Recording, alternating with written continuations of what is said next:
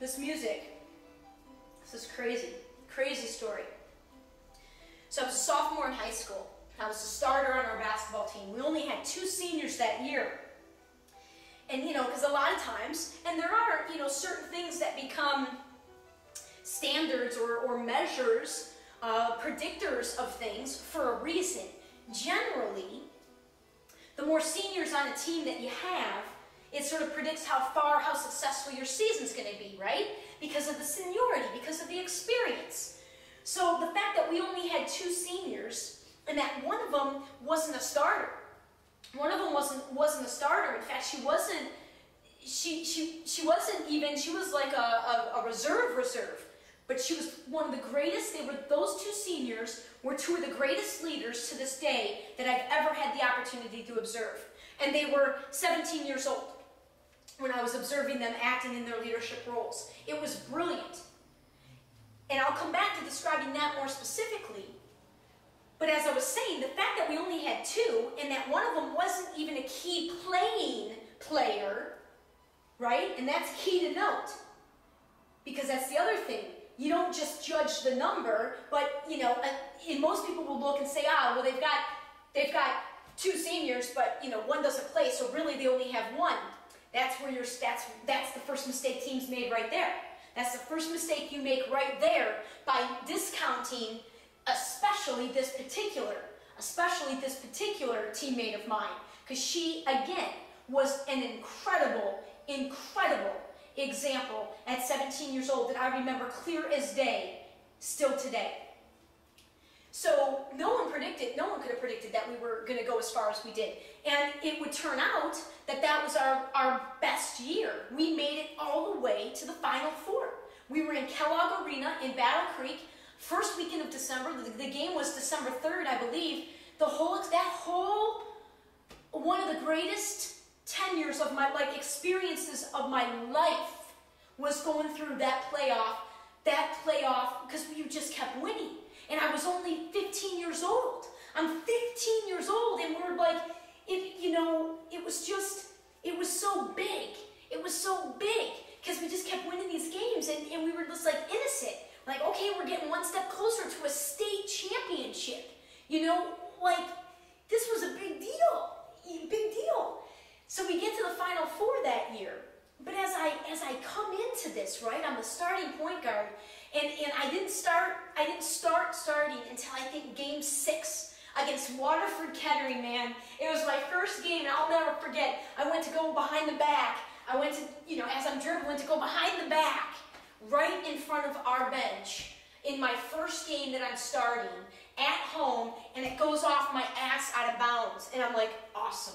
Right in front of my coach, who's probably, his first thought is, okay, great, maybe she's not ready, for varsity, to be starting on varsity. So, I very much had to grow into this role.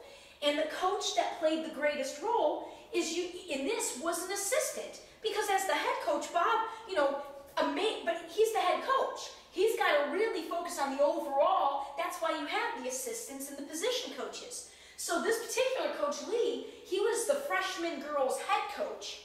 But this was a whole family. This whole thing was a family. So he was very much an assistant to us on varsity. And I was just, to this day, I'm a sponge. I love learning. And I love nothing makes me more excited than taking in more stimuli and more information and then mixing it up with everything else that I am and spitting out what's new. Now taking all of my new stuff. Now here is who I am today.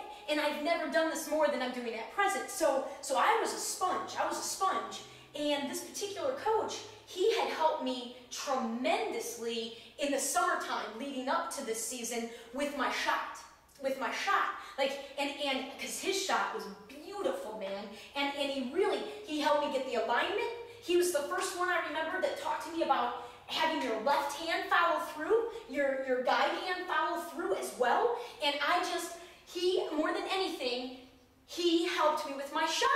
And I was a career, 45% three-point shooter or something like that. It made a difference.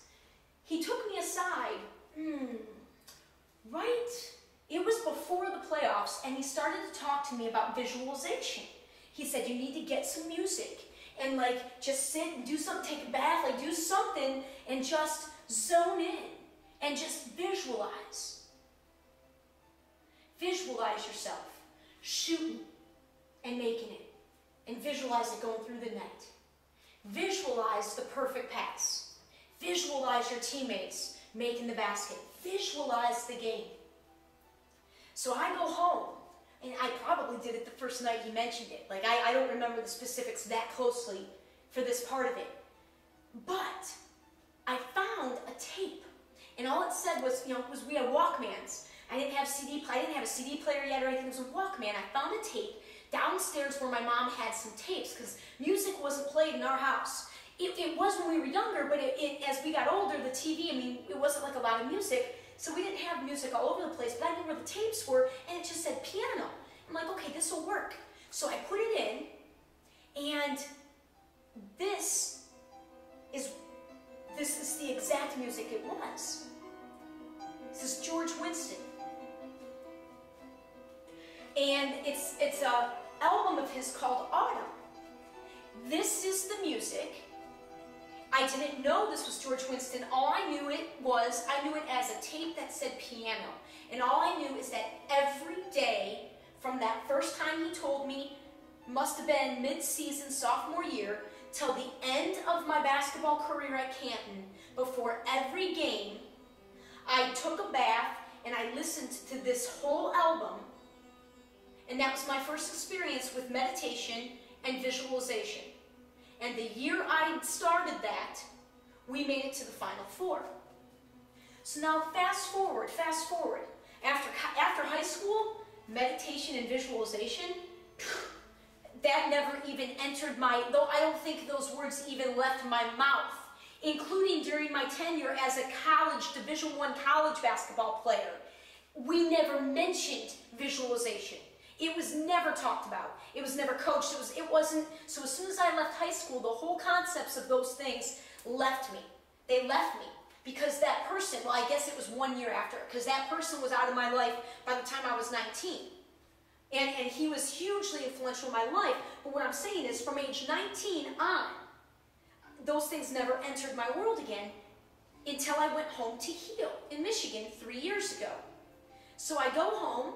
As many of you know, and if you're following the written blog posted all right now, you'll know that I'm actually just retyping actual journal entries from my healing time in Michigan.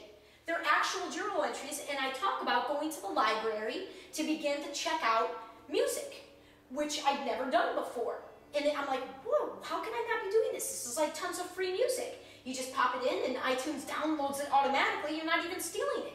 So one day, I come home with about 13 to 15 CDs every week. So I'd listen to those CDs. Those would be the only CDs I'd listen to all week long. I downloaded them all. Some of them I really liked. Some of them were so-so. But I listened to them all, and I gave them at least 2 or 3 listens through as I was journaling and in my room and meditating and do these things. So fast forward to like maybe the 4th week I had done this. Now I'm into October or November. And I pop in.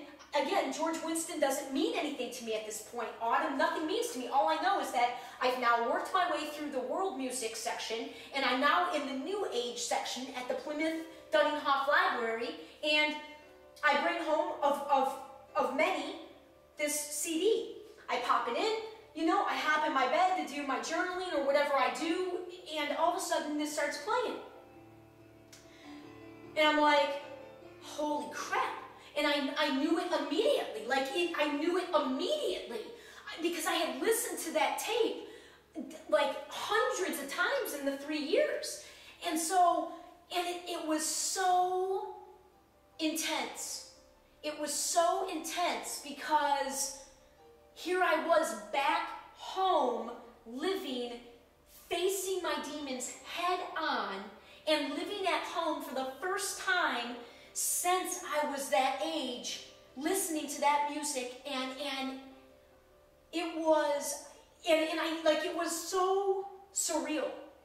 It was almost like, again, this was the beginning of the universe. Now when I go back, I can look at that part of the story and say, oh wow, that's the example, that matters right there. That's part of demonstrating how the energy of what happens in the world is working together. That was not an accident, because where this music takes me is immediately to those memories, and that's not a sad memory. That's an extremely empowering memory, because I know those skills, learning and doing that, mattered. I know that my visualization allowed me to draw the energy to get a full basketball scholarship when I had no thought I was going to be playing anything in college. If anything, I would have thought it would have been soccer, because I'm 4'11" and 3/4. I'm not even 5 feet tall. I'm not like playing a sport in college. The only thing I didn't think, it wasn't, we weren't focusing on that like it is today. I wasn't thinking about getting scholarships academically or athletically. I was just excelling. All I knew to do was to be a perfectionist, right? To be the best. That's what I wanted to be the best. I did.